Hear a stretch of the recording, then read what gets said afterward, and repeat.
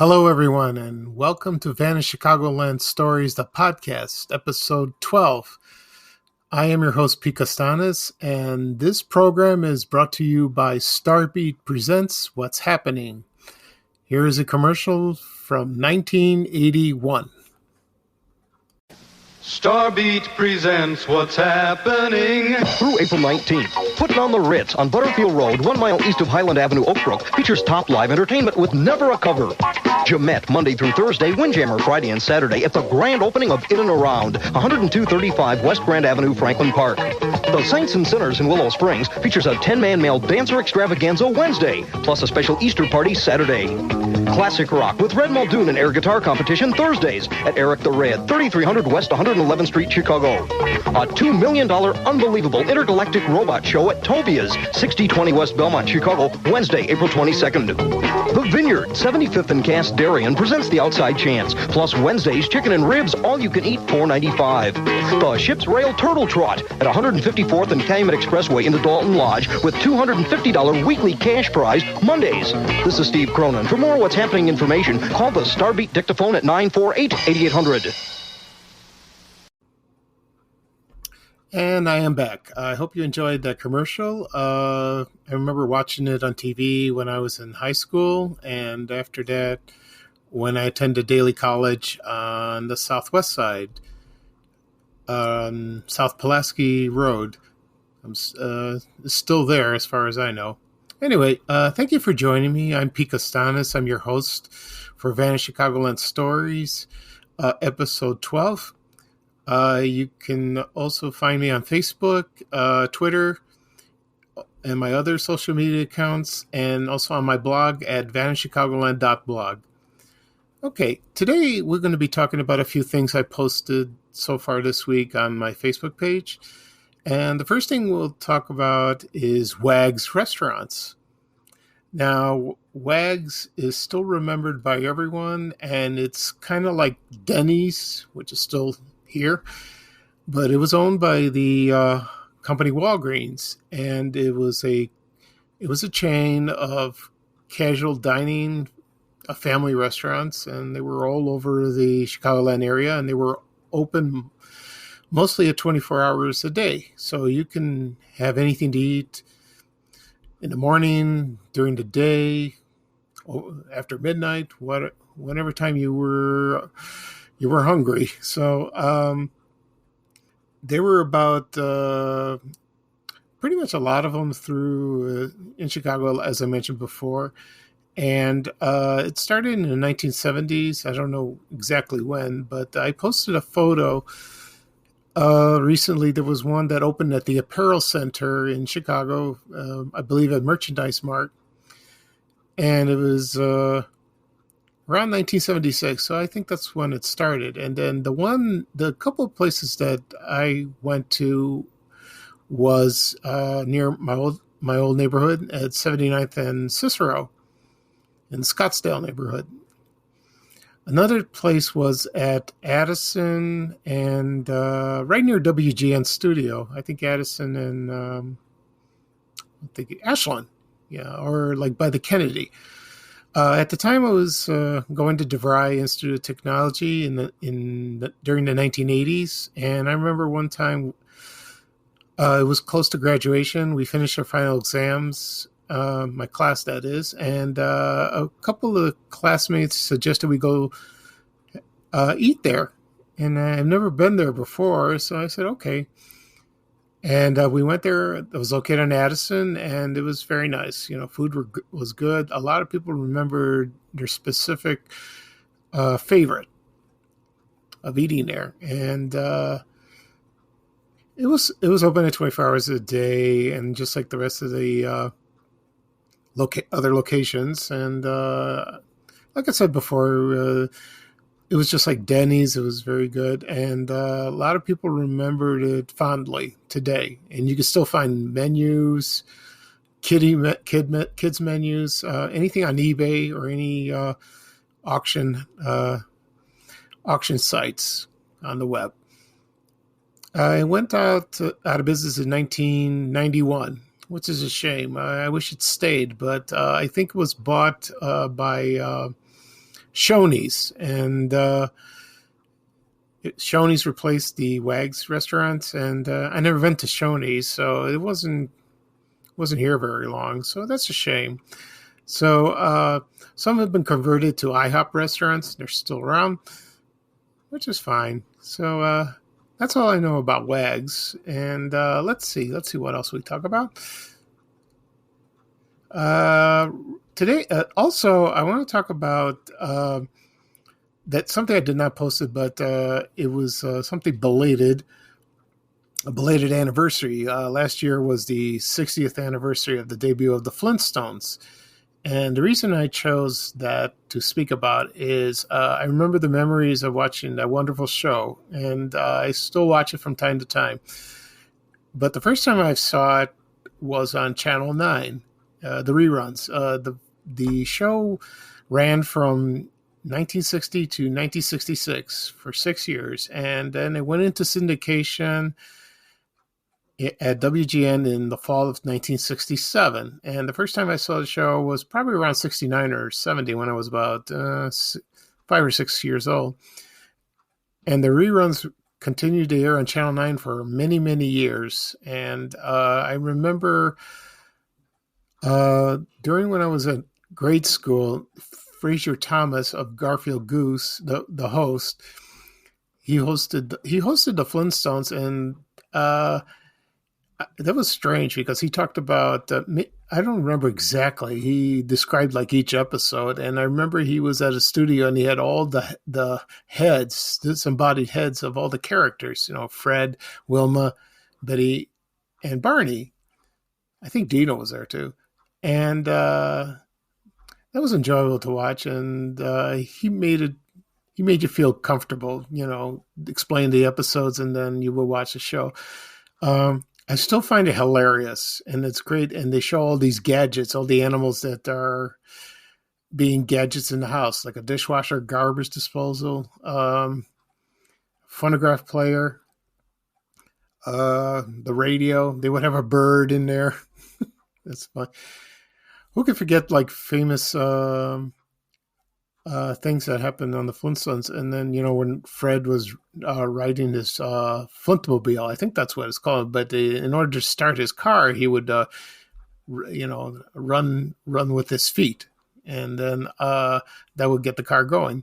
Even though it had gas, they did have gas stations. And I remember they used the elephants to use their trunks to fill up your car gas. There were so many others, gadgets and appliances that they use, and I love the show. I still do. Right now, the longest animated series is The Simpsons. I'm not a big Simpson fan. I like it, but it's okay.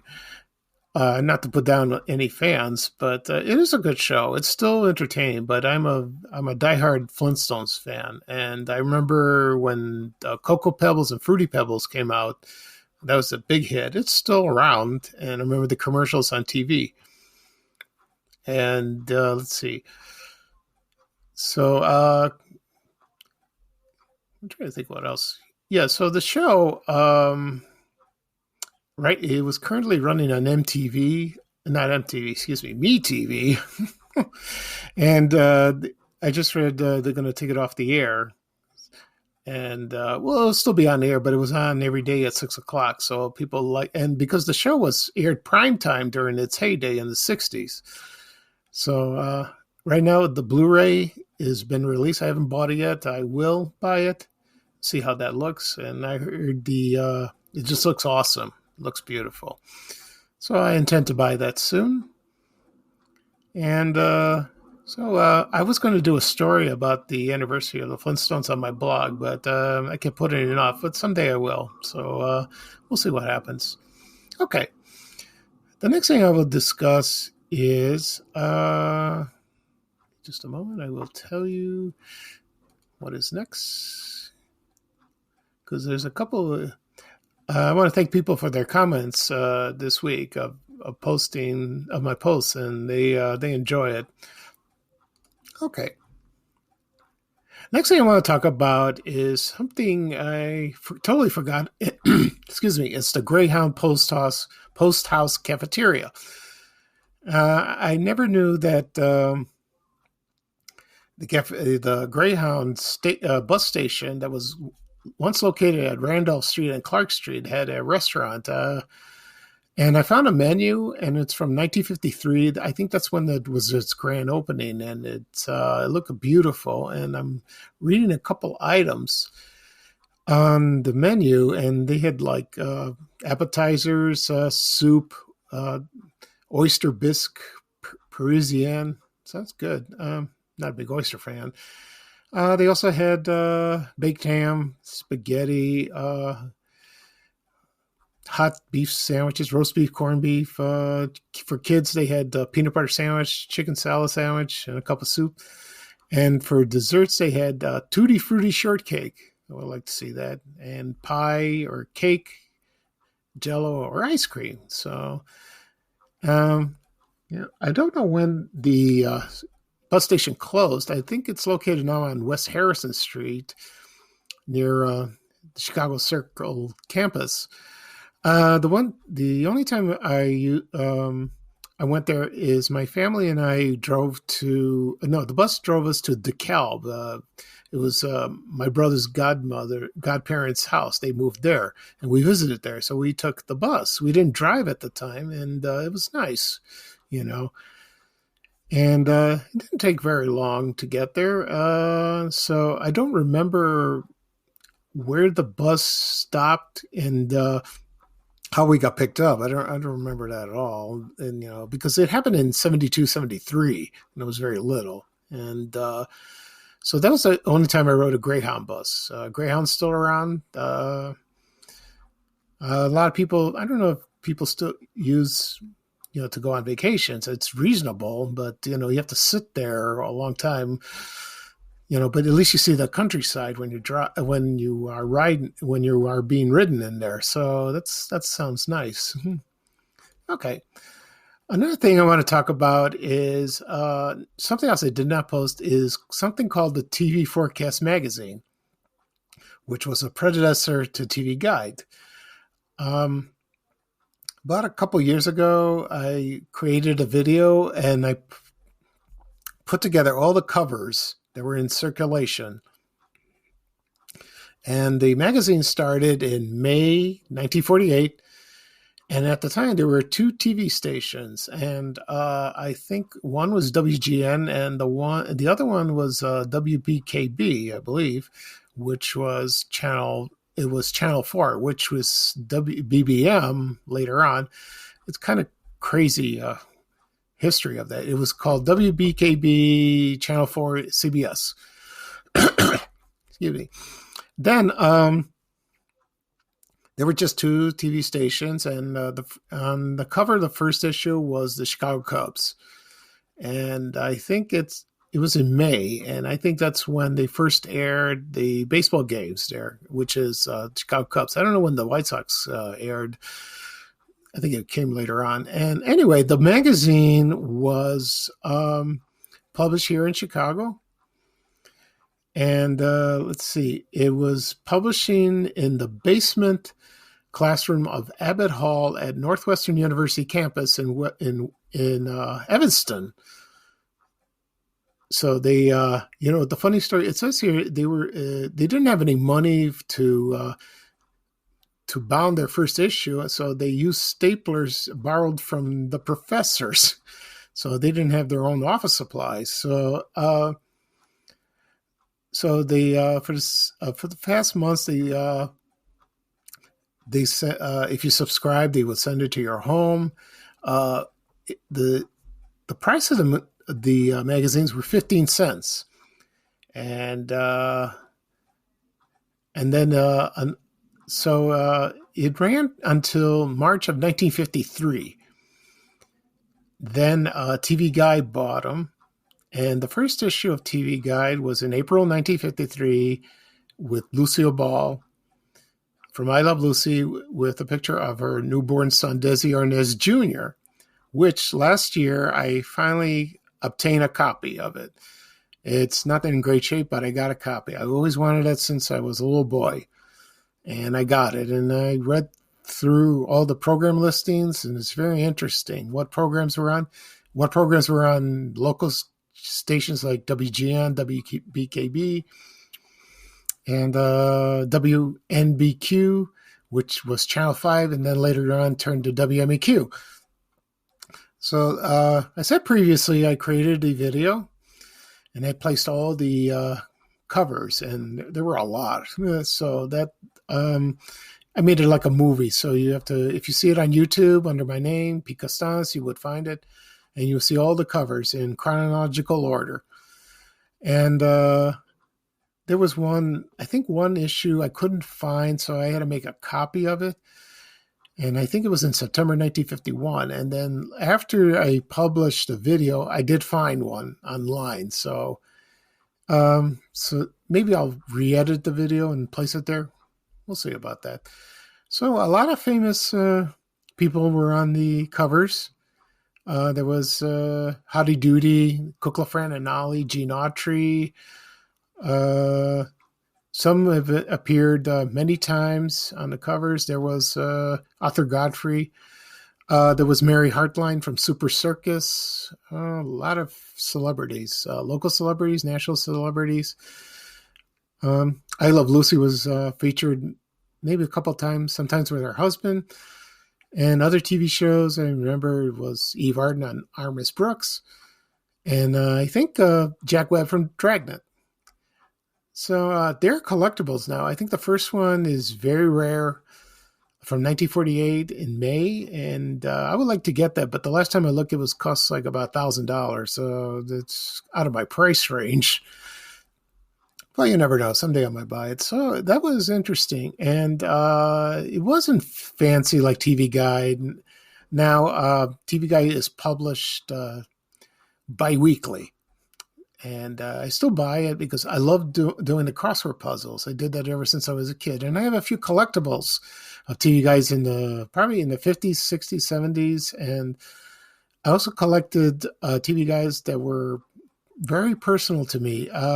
Like for instance, I have one for my birthday, my brother's birthdays.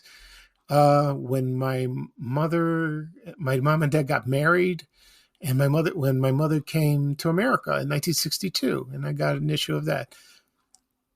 And hopefully there's one I want to get. It's when the blizzard of 1967 hit Chicago, because there was a lot of coverage of the blizzard. I want to see what shows were on. And I also have the one where President John F. Kennedy was assassinated, and the issue was published already, but I'm looking at the programs on when he was shot and killed.